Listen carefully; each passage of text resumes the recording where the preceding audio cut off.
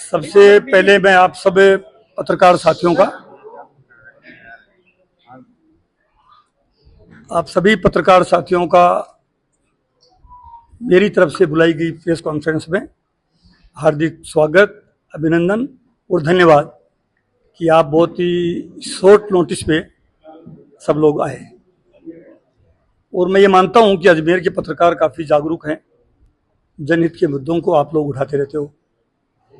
मैं आपके माध्यम से आज विशेष बात ये कहने आया हूं कि भारतीय जनता पार्टी की सरकार जब से केंद्र में बनी और अभी 1.5 साल से राजस्थान में बनी, लगातार संविधान पे हमले किए जा रहे हैं। संवैधानिक एक तरह से जो मर्यादा होती है, गरिमा होती है, उसको तार तार कर रहे हैं।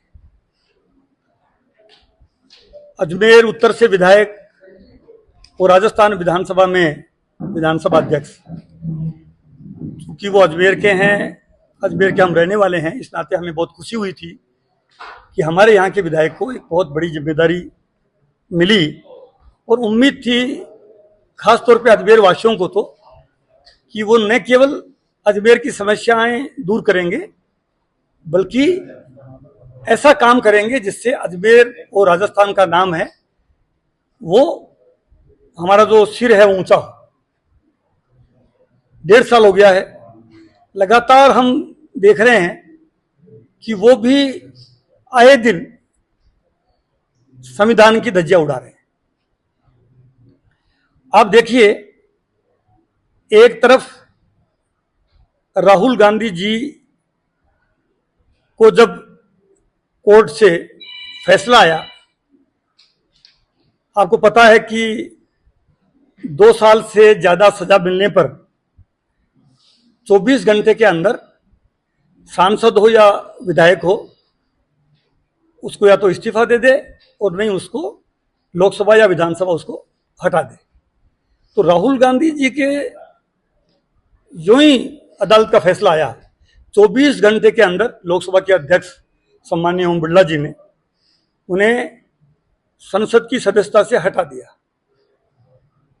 और न केवल सदस्यता से हटाया बल्कि सरकारी जो मकान होता है सांसद को मिलता है वो भी खाली करा लिया गया, आनन फानन। दूसरी तरफ राजस्थान के एक एमएलए जिन पे कई मुकदमे हैं, कंवरपाल जी मीणा पे, उनको एक केस में 3 साल की सजा हो गई। 1 मई को सजा हो गई और 1 मई को सजा होने के बाद हमारे नेता प्रतिपक्ष आदरणीय टीकाराम जूली साहब, वो विधानसभा अध्यक्ष जी से 4 बार गुहार कर चुके हैं। पहली बार वो मिले, वो नहीं मिले, उनके पीए मिले, तो पीए साहब ने कहा कि 7 दिन के अंदर हम कार्रवाई कर देंगे।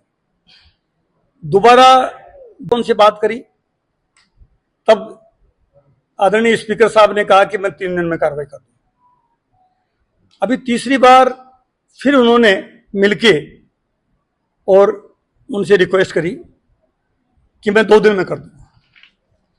यानी उनको इतना टाइम दे रहे हैं, एमएलए साहब को दिया कि वो सुप्रीम कोर्ट चले जाएं। और सुप्रीम कोर्ट गए भी, और सुप्रीम कोर्ट से भी लेकिन उनको राहत नहीं मिली। और अभी तक, आज मैं आपसे प्रेस से बात कर रहा हूं, अभी तक उनको विधानसभा सदस्य से हटाया नहीं गया है। यानी आज तारीख हो गई है 22 दिन हो गए हैं। तो ये जो डबल स्टैंडर्ड है, ये राहुल गांधी के साथ व्यवहार अलग, यानी कांग्रेस के नेताओं के साथ व्यवहार अलग और बीजेपी के नेताओं के साथ व्यवहार अलग। जब आदमी संवैधानिक पद पे बैठ जाता है, विधानसभा अध्यक्ष की कुर्सी पे बैठ जाता है, वो फिर विधानसभा का एक तरह से सबसे सर्वोच्च पद उनको मिलता है और उनसे अपेक्षा करती है विधानसभा कि वो न्याय करेंगे, संविधान के नियम कायदे से चलेंगे, लेकिन वो नहीं चल रहे। ये बहुत अनफॉर्चुनेट है, बहुत दुर्भाग्यपूर्ण है।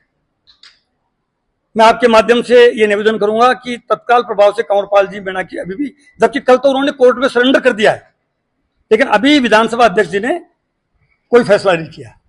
तो ये इससे ये लग रहा है कि विधानसभा अध्यक्ष अपने पद की गरिमा को तार तार कर रहे हैं। सदन की जो सर्वोच्च पद पे वो बैठे हैं, उनसे जो अपेक्षा थी उसको वो लजा रहे हैं। ये उनको व्यवहार, और आप देखिए कि राहुल गांधी जी के साथ बता दिया, कंवरपाल जी के साथ, ऐसे हमारे यहां पे आप अजमेर देखोगे तो वो आए दिन यहां मीटिंग ले रहे हैं, जबकि विधानसभा अध्यक्ष जो है वो अपना एक गरिमा का पद है, वो मंत्री की भांति काम नहीं कर सकते हैं।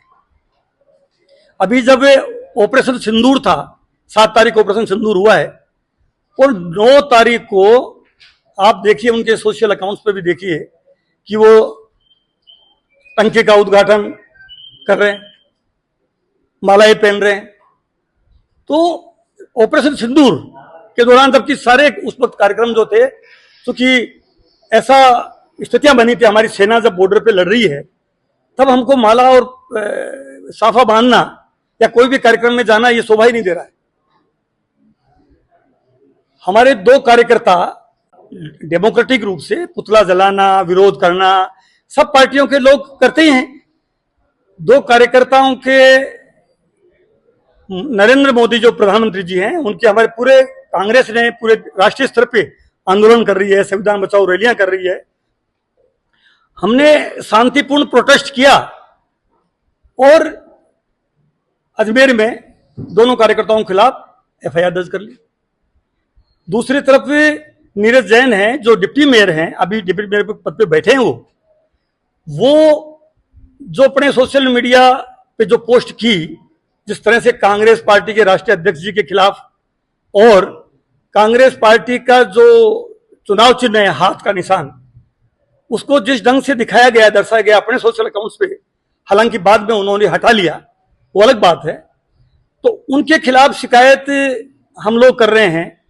मैंने भी एसपी साहब से बात की, पत्र भी लिखा, हमारे नेता प्रतिपक्ष आदरणीय टीकाराम जूली साहब ने भी मुख्यमंत्री जी को पत्र लिखा, उस पर कोई कार्रवाई नहीं, और कार्रवाई हमारे 2 कार्यकर्ताओं पे कार्रवाई। तो ये ऊपर से नीचे तक विपक्ष के नेताओं के साथ में ऐसा व्यवहार कर रहे हैं। तो विपक्ष में तो कल आप भी थे भाई, कल आपको विपक्ष में जाना पड़ सकता है। ऐसा व्यवहार कर रहे हो, संविधान के जो ये संविधान बचाओ जो रैलियां कर रहे हैं, राहुल गांधी जी और खड़गे साहब ने जो आह्वान किया है, ये किया क्यों? इसीलिए तो किया है कि संविधान की जो डॉक्टर भीमराव अंबेडकर साहब की जो भावना थी, संविधान बनाया, संविधान का मतलब कानून बनाए, उस कानून से देश चल रहा है, संविधान से देश चल रहा है, उसके बजाय ये लोग अपने मनमाना व्यवहार कर रहे हैं। मध्य प्रदेश का मंत्री ने जो टिप्पणी की है, ऑपरेशन सिंदूर की जो प्रेस ब्रीफिंग हमारी 2 महिला अधिकारी कर रही है, उनमें से एक महिला जो बहुत जाबाज महिला है, जिनका पूरा खानदान फौज में है, उनके खिलाफ मध्य प्रदेश के जो इनकी भाजपा शासित सरकार है, वहां पे मोहनलाल जी यादव वहां मुख्यमंत्री हैं, वो कैसी टिप्पणी कर रही है। सुप्रीम कोर्ट ने कांग्रेजेंस लेके, आज तो अखबार बड़े पड़े हैं कि सुप्रीम कोर्ट ने भी क्या कहा है, कैसी टिप्पणी की है कि हमारा जो देश का जो देश को शर्मसार कर दिया है। लेकिन अभी तक न मोदी जी ने, मोहनलाल जी यादव साहब ने उस मंत्री को बर्खास्त नहीं किया। तो ये क्या हो रहा है देश में? मतलब पूरे देश से लेके, राजस्थान प्रदेश से लेके अजमेर जिले में आप देखो, अब यहां छोटी छोटी समस्याओं का 5 बार से विधायक हैं, देवनानी साहब विधायक हैं, उधर साउथ में अनिता बघेल जी विधायक हैं, 5 बार से विधायक हैं। लगातार सरकारें हमारी भी आई, उनकी भी आई, वो सरकार में पहले मंत्री भी रहे, दोनों मंत्री रहे, और अजमेर की समस्या जस की तस बनी है। मैंने सुना, एक खबर पढ़ी कि साहब देवनानी साहब 65 बैठक ले चुके हैं, 65 बैठक का नतीजा 0।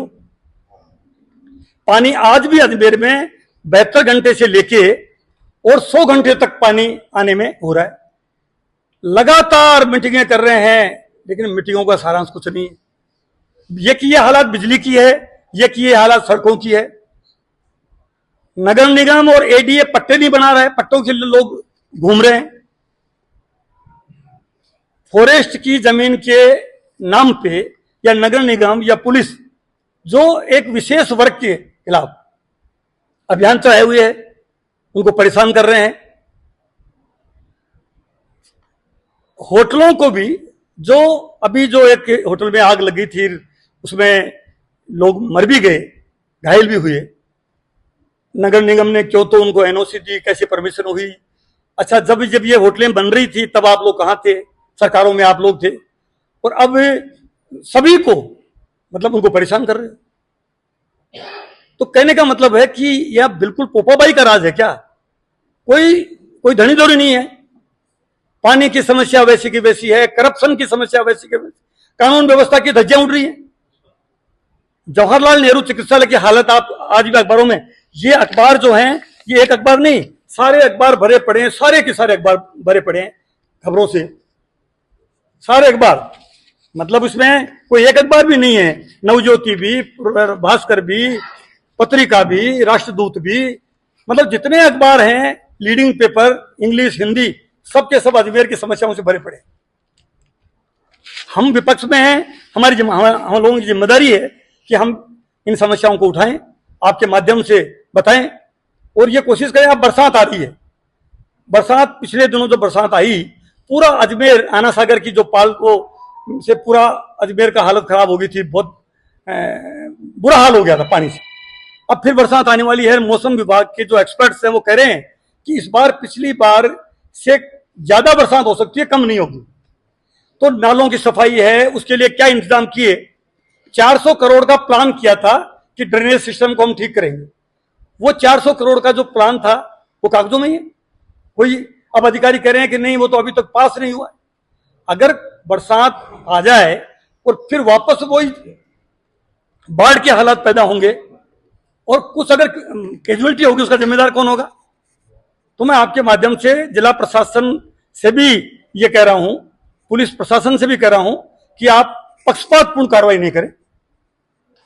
सरकारें आएंगी, आई है, जाएंगी, लेकिन न्याय की दृष्टि से आप काम करें और जनता का काम करें।